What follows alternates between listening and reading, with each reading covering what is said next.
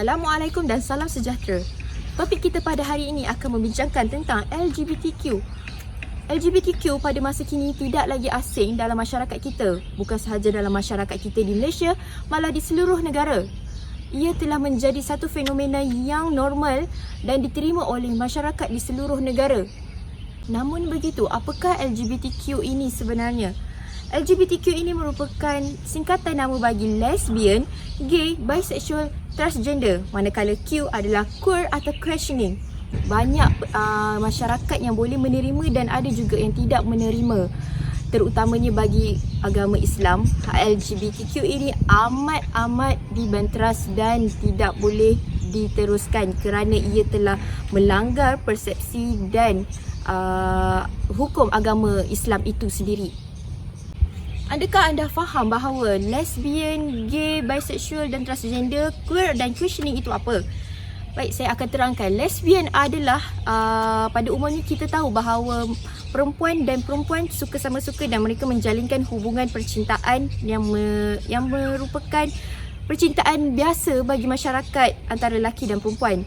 Namun begitu, mereka lebih tertarik kepada wanita sesama wanita. Manakala gay pula sebegitu juga dengan lesbian, tetapi di sebaliknya, iaitu lelaki bersama lelaki. Manakala bisexual pula merupakan seseorang yang tertarik kepada kedua-dua jantina. Mereka ini boleh bercinta dan menjalinkan hubungan seksual terhadap kedua-dua jantina, iaitu lelaki dan perempuan. Seterusnya adalah transgender. Transgender adalah merupakan seseorang yang menukar jantina asal mereka kepada jantina lain, sama ada lelaki ke wanita atau wanita tukar kepada jantina lelaki. Kebiasaan ini, transgender ini sering kita temui pada era sekarang kerana ia telah menjadi kebiasaan dan ramai masyarakat yang boleh menerima tentang transgender ini. Queer pula bermaksud di mana golongan yang tertarik kepada seluruh gender dan seksual, di mana queer ini tergolong dalam golongan gay, lesbian, transgender dan bisexual. Hal ini dimaksudkan bahawa mereka tertarik kepada hubungan seksual bersama lesbian, gay, bisexual dan transgender. Oleh yang demikian, hal ini tidak sewajarnya terjadi kerana ia akan mempengaruhi minda dan kehidupan masyarakat di sekeliling kita serta generasi muda akan datang. Perkara ini memang nampak pelik, tetapi masih ramai yang menyokong dan terjebak dalam perkara ini. Hal ini tidak sewajarnya kita menyokong kerana ia akan merosakkan akidah dan persepsi masyarakat luar terhadap negara kita sendiri sebagai agama Islam di Malaysia ini.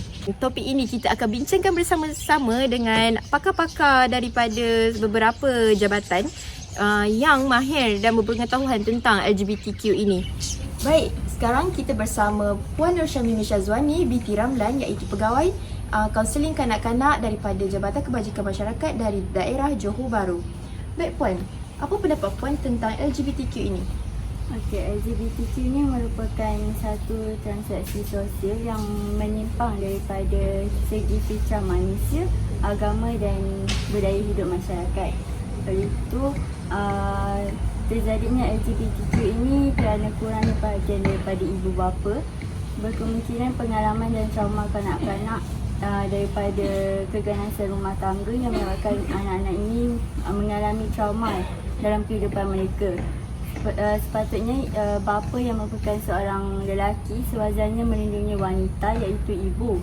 Namun keganasan rumah tangga daripada pihak bapa telah menyebabkan timbulnya rasa marah dan benci terhadap golongan yang bersikap kasar.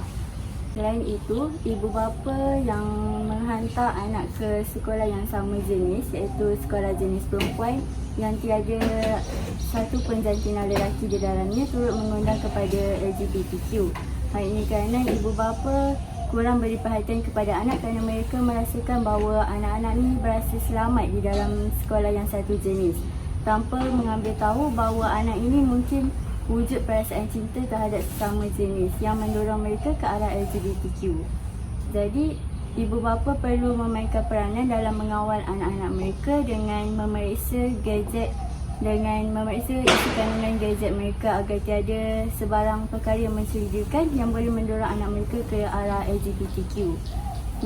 Ibu bapa juga perlu berkenalan rapat dengan kawan-kawan anak mereka agar mereka tahu setiap kegiatan yang anak mereka lakukan. Selain itu juga, ibu bapa juga perlu mengawasi anak-anak agar tidak terlalu bergaul bebas sehingga mampu menggoyahkan iman mereka dan mendorong mereka ke arah LGBTQ. Baik, terima kasih kepada Puan Nur Syamimi Syazwani. Itu adalah sedikit perkongsian mengenai LGBTQ bagi pendapat beliau. Hal ini jelas menunjukkan bahawa ibu bapa memainkan peranan yang sangat besar dalam mengawal dan mendidik anak-anak mereka. Seterusnya kita bersama dengan Puan Nurul Hafizah binti Ismail, pakar psikologi daripada Hospital Permai, Johor Bahru. Baik Puan, apa pendapat Puan tentang LGBTQ ini? Pada pendapat saya, LGBTQ ini terjadi akibat personality semula jadi. Personality semula jadi ini terjadi kerana sifat mereka yang lembut, feminin dan naluri yang tertarik kepada lelaki atau perempuan merupakan faktor LGBT terjadi. Personality berkait rapat dengan perilaku, tingkah laku mereka terhadap orang di sekeliling mereka. Personality yang lembut terjadi semasa mereka kecil yang menyebabkan mereka lebih cenderung kepada sesama jenis. Hal ini terjadi kerana mereka tak bergaul dengan lain jantina iaitu lelaki. Menurut tokoh, ada yang menyatakan iaitu tokoh Huffman yang menyatakan personality adalah corak pemikiran, perasaan dan tindakan unik seseorang individu.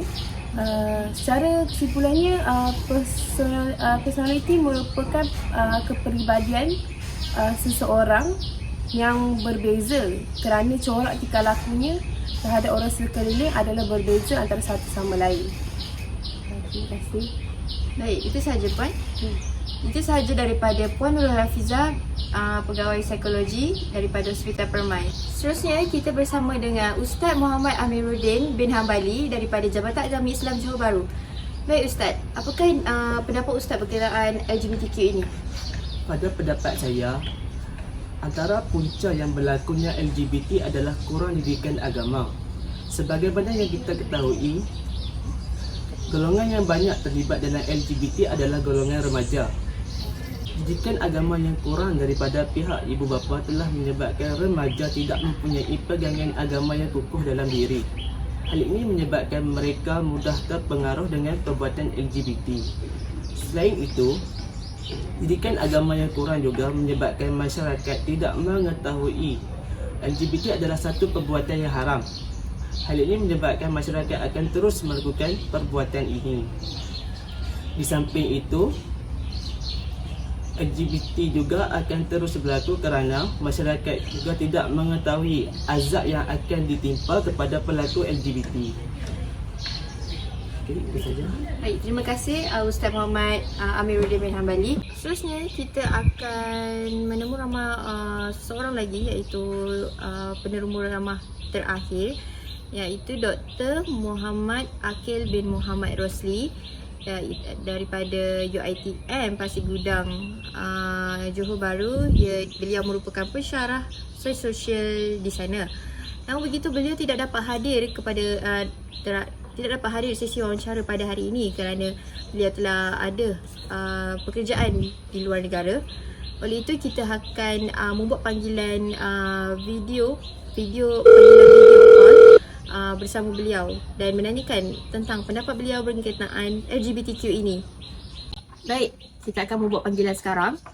Assalamualaikum. Hello, Dr. Muhammad Akil.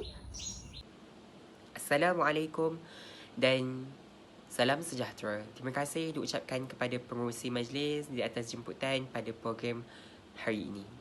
Maafkan saya di atas kesulitan yang tidak dapat dielakkan kerana saya ada program yang perlu diselesaikan di luar negara. Jadi kita hanya dapat berhubung di dalam talian sahaja. Tajuk kita pada hari ini ialah tentang LGBT, di mana skop kita itu menekankan ataupun menceritakan tentang homoseksual. Seperti kita sedia maklum, homoseksual ini ialah satu gangguan seksual ataupun masalah seksual yang dialami oleh seseorang individu itu, di mana kemahuan seks dia itu tidak normal, di mana ia hanya ingin melakukan hubungan seksual itu dengan pasangan sejenis sahaja. Perkara ini sudah tentu tidak normal dalam kalangan masyarakat kita pada hari ini. Hal ini dikatakan sedemikian kerana perkara ini dapat mendatangkan pelbagai kesan negatif kepada diri individu tersebut, malah juga kepada seluruh masyarakat. Kali ini menjadikan perkara ini perlu dibanteras ataupun tidak diberikan galakan dalam kalangan masyarakat kita.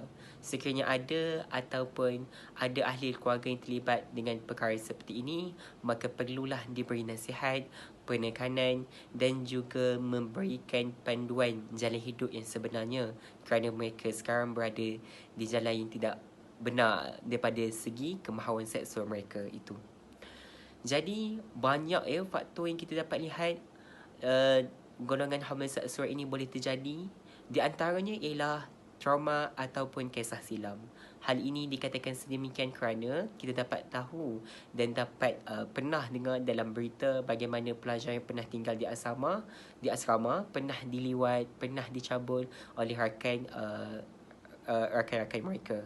Perkara ini kalau kita katakan sebagai satu perkara yang normal, sebenarnya perkara ini tidak normal. Mengapa perlu kita menyentuh kemaluan orang lain, sedangkan perkara itu bukan satu gurauan yang kita boleh katakan. Okay? Kerana itu adalah satu perkara yang sangat privacy, yang sangat terlindung. Okay?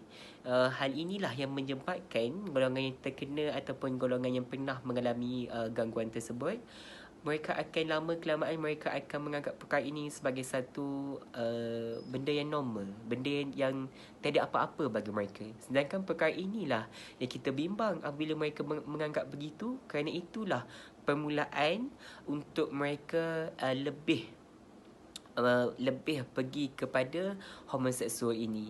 Maka perkara ini perlu dibendung daripada awal. Keadaan ini kerana mereka menganggap perkara ini normal kerana mereka telah mengalaminya setiap hari. Mereka telah dicabul ataupun dilewat dalam jangka masa yang panjang. Sebab itulah yang menyebabkan mereka menganggap perkara ini normal. Hal inilah yang menyebabkan apabila mereka mereka menganggap perkara ini normal, mereka akan cuba ingin lakukan kepada orang lain pula. Maka perkara ini akan berterusan. Hal inilah yang menyebabkan golongan seperti ini semakin berkembang, semakin membesar, semakin wujud dalam kalangan komuniti masyarakat pada hari ini. Dan sudah tentulah semua pihak perlu berganding bahu untuk sama-sama membanteras perkara seperti ini. Sekiranya kita tidak mulakan daripada awal, lama kelamaan perkara ini akan dianggap normal dalam kalangan masyarakat kita, dan kemungkinan besar negara kita akan menjadi seperti negara barat yang menghalalkan perkahwinan sejenis. Itu sahaja pandangan saya tentang homoseksual. Saya harap kita dapat bertemu lagi dan dapat berkongsi pendapat lagi tentang golongan LGBT ini. Maafkan saya kerana masa tidak mengizinkan. Terima kasih semua. Assalamualaikum. Sekian topik kita pada hari ini. Terima kasih kepada penemu ramah yang banyak memberi kerjasama dan mengkongsikan pendapat serta maklumat mereka terhadap LGBTQ ini. Sekian, wabillahi taufiq wal hidayah. Wassalamualaikum warahmatullahi wabarakatuh.